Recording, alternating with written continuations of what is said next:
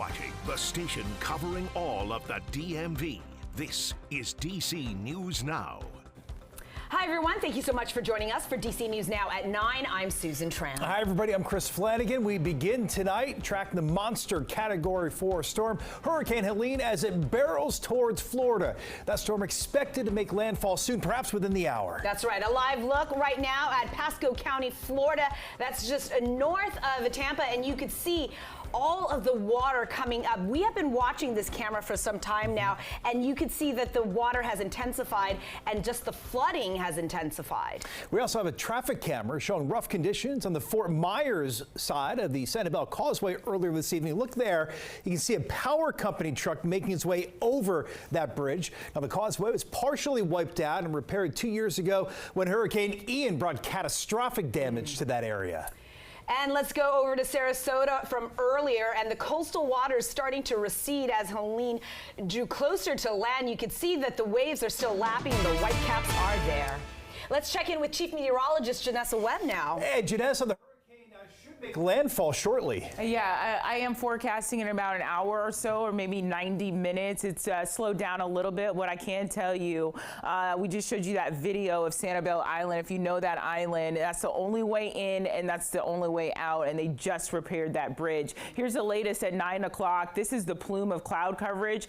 This is very interesting. This has gone up to 140-mile-per-hour winds now. So just about an hour ago when I saw you, we were down to about 130, and so that means it continues to intensify. We're getting very close where the center of circulation, that's about half of the storm, has to be on shore before we see a potential landfall. Landfall is just a numbers game, but the impacts are far-fetching with this storm system, with all those feeder bands, and they are impacting Naples. You have Cape Coral down there, and then now look at the Carolinas and parts of Atlanta. And so as it pushes on shore, we still have many impacts like the storm surge that is still forecasted to crest at 15 to 20 feet in some areas. Every hour on the hour now, National Hurricane Center will be issuing updates with this storm system, Helene. And as it pushes on shore, they still have the forecast for the center of circulation for Tallahassee. What's interesting now, metro area of Atlanta going to experience their first Cat 2 hurricane in decades, folks, where 105-mile-per-hour winds are going to impact the metro area of Atlanta and central Georgia. And the problem is, look at that. It's already a situation in daylight, but this is a nocturnal situation, 2 a.m., dealing with sustained winds over 100 miles per hour. It moves into the Midwest, and then you have the DMV farther to the west, and our impacts will be some bands of moisture. Also, the storm surge is when the back edge of the storm starts to push in that water, and so this is going to be historic for areas of kind of the Bay areas of Florida. Even the water across the Carolinas, flash flooding for inland areas like Asheville, Boonesboro area, up to 8 inches of water expected. I have more on this forecast locally coming up.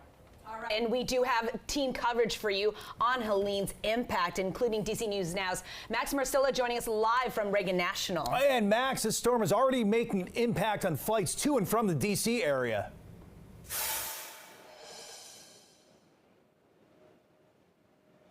Well, Chris and Susan, the biggest impact we're seeing is that flights from Tampa, flights from Tallahassee, they never ended up happening because those airports have been closed essentially all day. The next airport impacted is Atlanta. There have been several flights coming in from Atlanta, and the people we spoke with earlier are just happy they made it out of the ATL and here to the DMV before Helene hit them. Shops are boarded up in Tallahassee and people lined up for sandbags in St. Pete, bracing for Helene's wrath.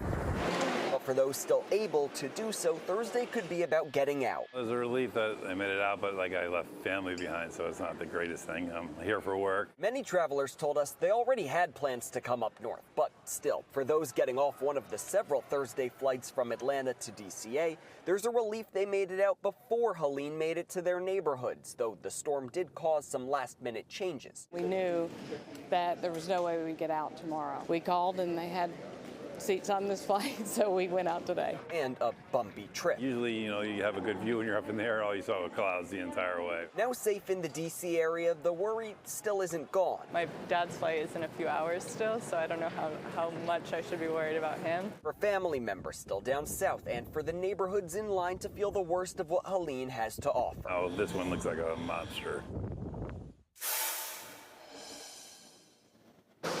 Now, flights to Atlanta, to and from Atlanta, are still on as of now. Of course, there is a chance that anything, who knows what could happen. So it is important to note that if your flight is canceled, you are entitled to a full refund. If your flight is delayed, or if you just don't want to get on your flight because of the uncertainty, there are a number of airlines that are waiving change fees. So if you do have a flight to several of these airports down south, it is worth checking in with your airline. Reporting live at DCA, Max Marcilla, DC News Now.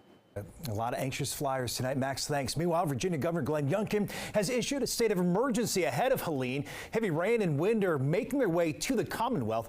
Now, businesses in Old Town Alexandria are preparing for possible flooding. Misha's Coffee on Union Street often experiences flooding outside the shop from high tides. The shop's owner saying they've had to shut down a few times because of it. Dominion Energy crews are also getting ready for any challenges Helene may pose. Guys to be ready to be on call. We do have standby 24/7 right now. Guys are ready to go the minute the phone rings. And in the district, officials say they're focusing on storm drains and catch basins. They want to make sure they're clear so the water has somewhere to go and off of our roads. All right, staying in the district, we have breaking news out of Southeast D.C. Police asking everyone be on the lookout for a woman and this car that was used in a possible kidnapping tonight. Take a good look at your screen. Police say the victim right here, 21-year-old Amani Anderson, was last seen wearing a light-colored tank top and light-colored sweatpants. The car, this is a white Infiniti Q54 sedan. It was last seen with a West Virginia tag of 34D631. Police said the suspect forced Anderson into the car in Brandywine Street and then took off earlier today. A suspect and the victim know each other, according to police, and the two were reportedly arguing. Police are calling the situation domestic in nature. Anyone with information is asked to call D.C. Police. New video tonight in Virginia. Fairfax County Sheriff Sergeant has been charged with assault and battery. That new video shows it happened in the back of a cruiser. So this all happened on September 11th, but officials are just now releasing the video. And we do have a warning for you that the images can be really disturbing. Very much so. DC News Now's Daniel Hamburg joining us live here in studio tonight. And Daniel, tell us what you can say and tell us about this former officer here. Well, Susan and Chris, his name is Joshua Silver. He was immediately placed on administrative leave and is no longer employed by the sheriff's office. The video speaks for itself. In an almost hour-long video released by the Fairfax County Sheriff's Office, a man in handcuffs is seen cursing at sheriff's deputies as he's put into the back of a squad car. Oh my God, this hurting! Oh my God! Oh my God! This started September 11th around 9:30 at night, with the suspect appearing to have a spit mask on. I got a mask on my face, boy! What the is this? He sits in the car for nearly an hour when former Sergeant Joshua Silver appears just before 10:30. Quit shining that light on me, boy! Listen how it's gonna be. You! You gonna cooperate or you're gonna get dragged out? The suspect then spits on him, and Silver is seen repeatedly punching him in the face. Piss on me again, motherfucker. See what happens. At that point, as the suspect appears unresponsive, he's dragged out of the car and carried away. The sheriff's department didn't say what the man was arrested for, only that he was brought to the Fairfax County Adult Detention Center. Per agency policy, the Fairfax County Police Department investigated the incident and found Silver should be charged. See what happens. The Fairfax County Sheriff's Office said it can't comment on pending charges. In the studio, Daniel Hamburg, DC News Now. In Maryland, a Prince William County officer has been arrested. Officer James Clinton is accused of handcuffing a woman without reason and holding her against her will. Investigators say that he was on duty during these two different incidents and the two know each other. They say the first encounter was back in June when Officer Clinton put cuffs on the woman there in Potomac Mills. Then last weekend in Dale City, the officer is accused of grabbing the woman's neck and holding her against her will during an argument. Officer Clinton is being held without bond and is on administrative leave while the criminal case moves through the courts. Family and students near the University of Maryland will have more opportunities to safely bike in Prince George's County. A local nonprofit rolling out this plan to expand bike lanes. Yeah, the proposal would connect the lanes from campus to the trolley trail. That's on Rhode Island Avenue. DC News Now's Tim Reed has reaction tonight in College Park. The trolley trail is a very popular area here in College Park, Maryland, where many like to go biking. Tonight, I spoke to several people who tell us they are very excited about the possibility of extending the bike path because they say it will mean so much for this community.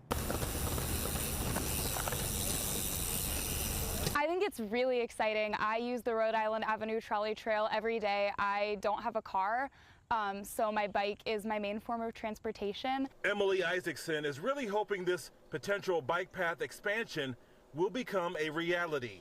As a University of Maryland student, she depends on her bike to get her where she needs to go. I don't live on campus anymore, but when I did, it was a little bit difficult to get from campus to the trolley trail because you do have to get on roads or it's kind of roundabout. The proposed plan is to build an off-campus bike lane along Campus Drive that will connect the University of Maryland to the trolley trail on Rhode Island Avenue. Those in favor of this plan tell DC News Now it would make College Park much more bikeable, especially for students. It would be very convenient for everyone that lives in the area. A lot of people go back and forth to campus from down here in the old town of College Park to get up into campus. You ready to scoot, my friend? Yep. Let's scoot. Eric Gregory and his son also support this project. They, like many others, use their scooters to ride the trail to have some fun. Hey, I love it, right? So and any sort of expansion to the trail network and the bike network, I'm all for. I think I go on campus a lot for student activities, and I think that it's going to be really great for me to help me feel safer biking back, especially at night, not having to worry about cars on the roads. The proposed project would cost $3 million. In College Park, Maryland tonight, Tim Reed, DC News Now.